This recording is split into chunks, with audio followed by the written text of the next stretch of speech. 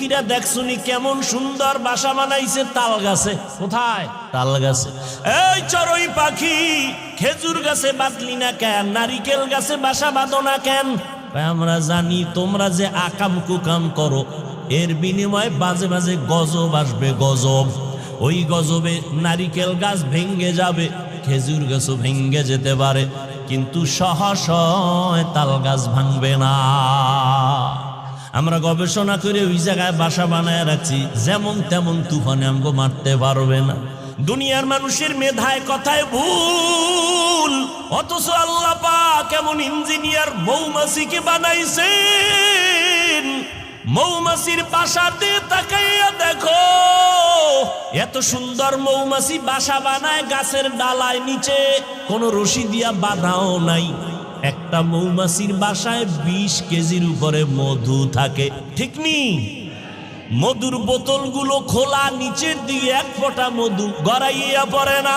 ওরা এমন সুন্দর বিল্ডিং বানায় রাখছে, ওদের বেডরুম আলাদা, ড্রয়িং রুম আলাদা, ডাইনিং আলাদা, বাথরুম আলাদা, মধু রাখার বোতলগুলো আলাদা। সব মধুর বোতলের মুখ খোলা, নিচে এক ফোঁটা মধু পড়ে না।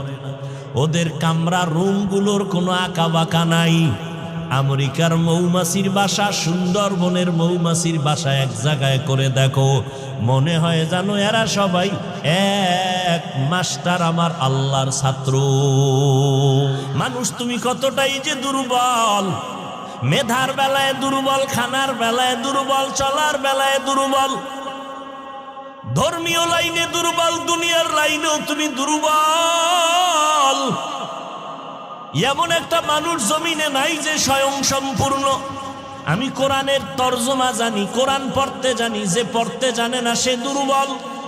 আবার আমি পড়তে জানি, তর্জমা জানি না, যে পড়তে জানে তর্জমা জানে না, তর্জমা জাননেওয়ালার কাছে সে দুর্বল। আর একজনে তর্জমা জানে, ব্যাখ্যা জানে না, তাফসীর জানে না, ওই বান্দা তাফসীর কারকের কাছে দুর্বল। আবার আমি তাফসীরও জানি, কিন্তু কোরআনের আয়াত দিয়া হাদিস দিয়া ফতোয়া দিতে পারি না, আমি ফতোয়ার কাছে দুর্বল।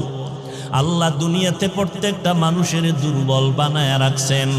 আল্লাহ দুর্বল বানাবার কারণ, এক কারণ হলো আল্লাহ বেশি মহব্বত করে এই দুর্বলতার কারণে।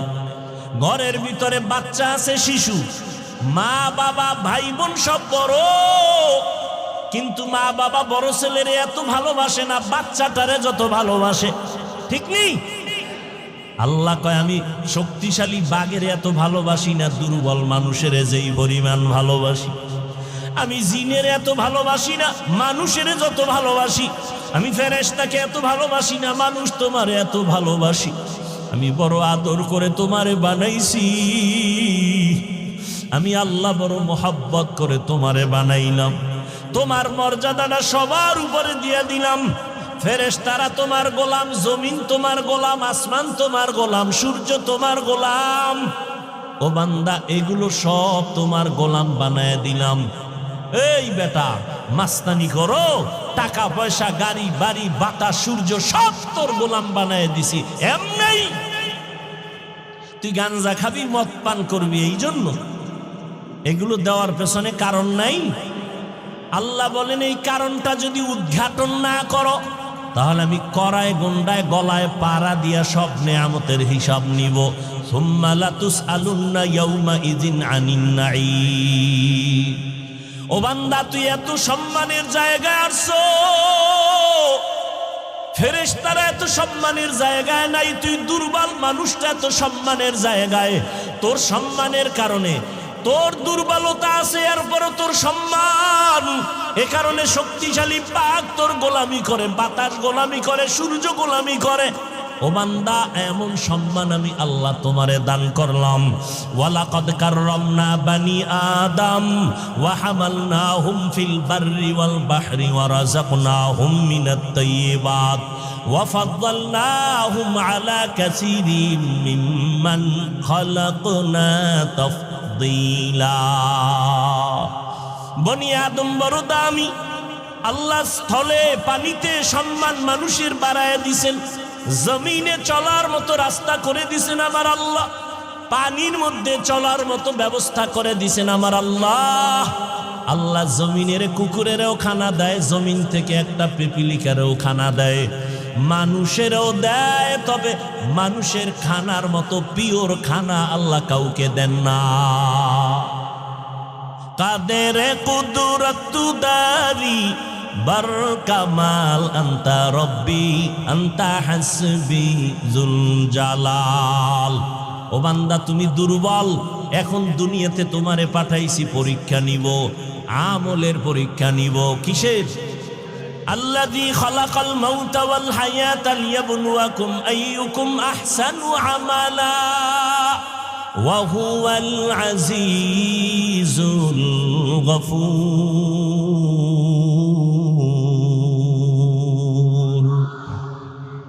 আল্লাহ বলেন আমি দুনিয়াতে তোমার হায়াত দিয়া পাঠাইলাম, মৃত্যুর সাথে তোমার পরীক্ষা নিব কারা আমল করে ভালো। বেশি আমল লাগবে না, ভালো আমল লাগবে। আহসানু আমালা বলেছেন, আকসারু আমালা বলেন নাই। আমলের পরীক্ষা নিব, দেখব কারা ভালো আমল করে। বেশি আমল করে এটা দেখব না, ভালো আমলটাই দেখব। ও বান্দা দুনিয়া পরীক্ষার হল, এই দুনিয়াতে থাইকা তোমার আমলি জিন্দেগি সুন্দর করতে হবে। কিন্তু একদিকে তুমি দুর্বল, অপর দিকে তুমি যতই আমলের লাইনে আগাইতে চাইবা, তিন দল শয়তান তোমার পেছনে টানবে। কয় দল? এক শয়তান জিন শয়তান, আর এক শয়তান নফস শয়তান যেটা ভেতরে আছে, আর একটা শয়তান হলো মানুষ শয়তান। তিন দল শয়তান পেছনে টানে, তুমি জানো জান্নাতের পথে আগাইতে না পারো। ওদিকে তুমি ব্যক্তি হিসাবেও দুর্বল, মেধার দিক থেকেও দুর্বল। এমত অবস্থায় যদি তুমি শান্তির জীবনের দিকে আগাইতে চাও, একা একা সম্ভব না, অন্যের সাহায্য লাগবেই লাগবে। লাগবে নি? এখন সাহায্যটা যে লাগবে এটা তো নিশ্চিত। তবে সাহায্যটা কার থেকে নিব? সবাই বলবে আল্লাহর থেকে। কথা সত্য, কিন্তু এই কথাটা বাস্তবে আপনাদের অন্তরের কথা না। সাহায্য কার থেকে নিবেন? সাহায্য কার থেকে চাইবেন বলেন? আল্লাহর রসুল সাহাবায়ে কেরাম সাহায্য চাইছেন কার কাছে? আপনারা কার কাছে চাইবেন? আল্লাহর কাছে না? কিন্তু আল্লাহর কাছে কি চান? যদি মুসলমানেরা আমার সোনার বাংলার আল্লাহর কাছে চাইতো, তাহলে 52 বছর আগেই জমিন থেকে সুদি এনজিও পালায় যেত। পালাইছে না আরো বাড়ছে? বলেন। আল্লাহ দুই দল মানুষের সাথে খুব রাগ। কয় দল? খুবই রাগ। বলে কেমন রাগ? আল্লাহ কয় রেডি থাকবে ইমান, তোর সাথে আমি আল্লাহ নিজে যুদ্ধ করব, রেডি থাক। এক দলের কথা আছে কোরআন শরীফে, আর এক দলের কথা আছে বুখারী শরীফে।